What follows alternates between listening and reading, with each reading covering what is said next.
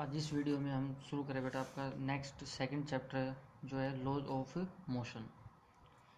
First chapter में आपने पढ़ा मोशन की टाइप्स क्या होती हैं, उनको कैसे आप ग्राफ पे रिप्रेजेंट करते हैं, इक्वेशंस ऑफ मोशन। अब इसमें हम पढ़ेंगे सेकंड चैप्टर में लॉज ऑफ मोशन। मोशन के कुछ सर्टेन रूल है, लॉज है, वो हमें इस चैप्टर में पढ़ने हैं, इम्पोर्टेंट है। There are 3 laws of motion जो हम आगे इस चैप्टर में पढ़ेंगे। और इस चैप्टर का नाम है लॉज ऑफ मोशन, जिसमें हमें मोशन का कोज भी स्टडी करना है। मोशन हमने पढ़ा कि मोशन कैसे होता है, कब हम ऑब्जेक्ट को कह सकते हैं कि मोशन है या उसमें रेस्ट होगा। अब हमें उसका कोज है वो स्टडी करना है और उसके laws. Cause of motion is force. Motion का कोज क्या होता है? फोर्स होता है। अगर हम फोर्स अप्लाई करते हैं या कोई ऑब्जेक्ट पे फोर्स अप्लाई होता है तो उसके ऑब्जेक्ट की पोजीशन चेंज होती है, तो हम उसको क्या कहते हैं? मोशन। तो मोशन का कोज क्या हुआ? फोर्स। तो इस चैप्टर में एक तो हमें फोर्स पढ़ना है, फोर्स क्या होता है, उस फोर्स को हम कैसे कैलकुलेट कर सकते हैं, कितना फोर्स अप्लाई करेंगे तो कैसा मोशन होगा, उसके अकॉर्डिंग वो सब हम ये टॉपिक इस चैप्टर में पढ़ने हैं। तो पहले हम पढ़ते हैं फोर्स। फोर्स आप पहले भी पढ़ चुके हैं, क्या होता है आपने सिंपल डेफिनेशन ही पढ़ी होगी, push or pull called force. तो यहाँ पे हमने उसको ऐसे डिफाइन किया है कि force is defined as an effort or an agency. Force is an effort or an agency that is push or pull. इस पुश और पुल को ही एफर्ट या हम एजेंसी कहते हैं, विच चेंजेस और try to change the position of an object. Force वो agency या वो एफर्ट होता है जो ऑब्जेक्ट की पोजीशन को चेंज कर देता है या चेंज करने की कोशिश करता है, दैट इज कॉल्ड फोर्स। जरूर नहीं कि उसकी ऑब्जेक्ट की पोजीशन में चेंज आए तभी फोर्स होगा। अगर वो चेंज करने की कोशिश करता है, that is try to change, अगर वो कोशिश करता है तो भी क्या कहलाएगा? फोर्स कहलाएगा।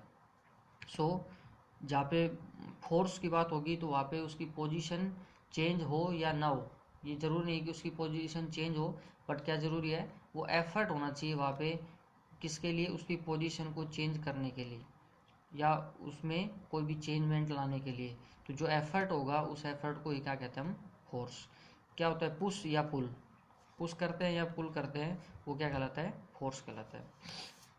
जैसे फॉर एग्जांपल अगर हम एक फुटबॉल को किक करते हैं तो उसमें फुटबॉल को किक किया तो उसमें हमने फोर्स अप्लाई किया इस डायरेक्शन में, तो अब क्या हो जाएगा? उसमें मोशन प्रोड्यूस हो गया, तो इसकी पोजीशन चेंज हो जाती है।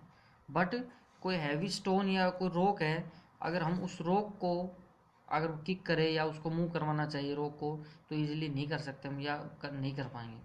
तो इसके लिए अगर हम उसकी पोजीशन को चेंज नहीं कर पा रहे हैं, but we are trying to applying या चेंजिंग इट्स पोजीशन, उसकी पोजीशन को चेंज करने की ट्राई कर रहे हैं हम, तो यहाँ पे हम फोर्स तो अप्लाई कर रहे हैं। तो फोर्स तो अप्लाई हुआ है, चाहे इसकी पोजीशन चेंज हो चाहे नहीं हो। इस केस में पोजीशन चेंज हो गई, बट इस केस में पोजीशन चेंज नहीं हुई, बट दोनों ही केस में फोर्स अप्लाई हुआ है। Force means an effort which changes or try to change the position of an object. It does not mean whether the position changed or not. Similarly, अगर हम एक wall को push करते हैं तो हम वॉल को पुश करने में एबल नहीं हो पाएंगे, इसलिए वहाँ पे उसमें पोजीशन में चेंज नहीं होगा, लेकिन फिर भी क्या है? फोर्स अप्लाई हुआ है। तो फोर्स क्या होता है? ऑब्जेक्ट की पोजीशन में चेंज करने के लिए जो एफर्ट होता है। फिर उसके बाद नेक्स्ट क्या है? Effects of force. फोर्स अगर हम अप्लाई करते हैं या कोई भी ऑब्जेक्ट है उस पर अगर कोई एक्सटर्नल फोर्स अप्लाई हो रहे हैं तो उसमें क्या इफेक्ट होते हैं, क्या उसके अंदर चेंजेस आएंगे? It can change. क्या? It means force. फोर्स क्या चेंज कर सकता है उसमें? The force can change either speed or direction or shape. अगर किसी ऑब्जेक्ट पे गिवन फोर्स अप्लाई होता है तो उसमें ये 3 चेंजेस हम ऑब्जर्व कर सकते हैं। One is speed, second is direction and third is shape. इन तीनों में क्वांटिटीज़ में चेंज ऑब्जर्व किया जा सकता है। जैसे फॉर एग्जांपल मान लीजिए एक वुडन ब्लॉक है जो हॉरिजॉन्टल सरफेस पे रखा हुआ है। अगर हम इस वुडन ब्लॉक को जो रखा हुआ है यहाँ पे इस सरफेस पे, ये हॉरिजॉन्टल सरफेस है, तो इस पे जो ब्लॉक रखा हुआ है तो इसमें इसकी इनिशियल स्पीड 0 है, रेस्ट पे है।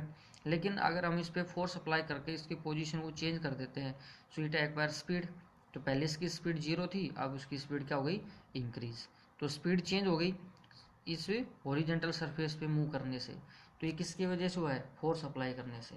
तो अगर हमने फोर्स अप्लाई किया तो उस फोर्स की वजह से क्या हो जाता है, उसमें उसके अंदर स्पीड भी चेंज हो जाती है। दूसरी चीज़ यहाँ पे क्या है, डायरेक्शन। अगर कोई फोर्स अप्लाई होता है तो उसकी डायरेक्शन भी क्या हो सकती है, चेंज।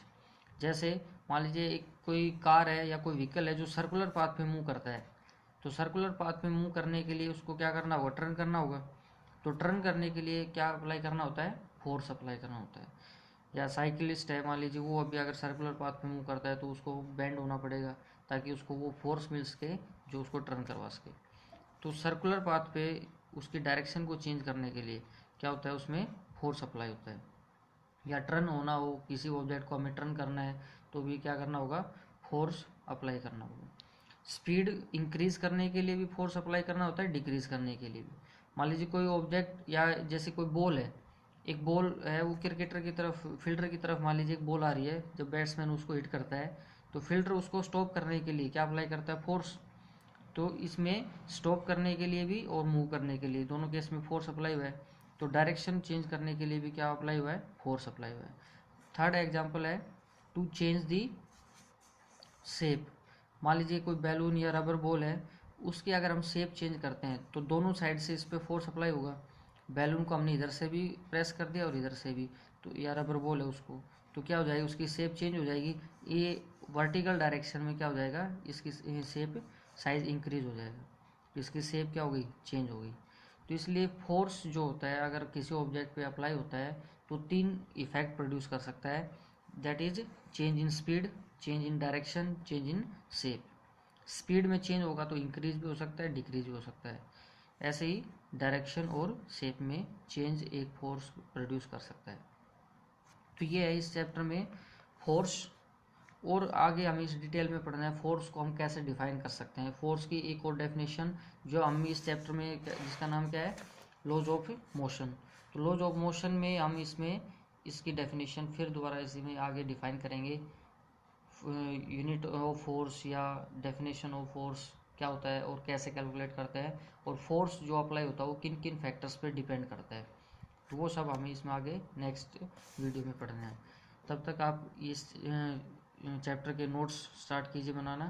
फर्स्ट है यहाँ से फोर्स के बारे में, ये सब आपने अच्छे से समझ लिया होगा, इसको नोट करिए फिर नोटबुक में और समझिए।